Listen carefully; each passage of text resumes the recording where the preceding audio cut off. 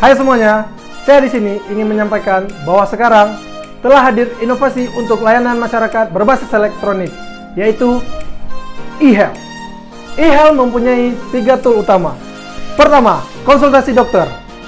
Di sini, kita bisa berkonsultasi dengan dokter dengan mengisi data form yang ada. Yang kedua, antri online. Dengan aplikasi ini, kita bisa mengajukan antrian online tanpa harus ribet ke puskesmas. Yang ketiga, akses informasi.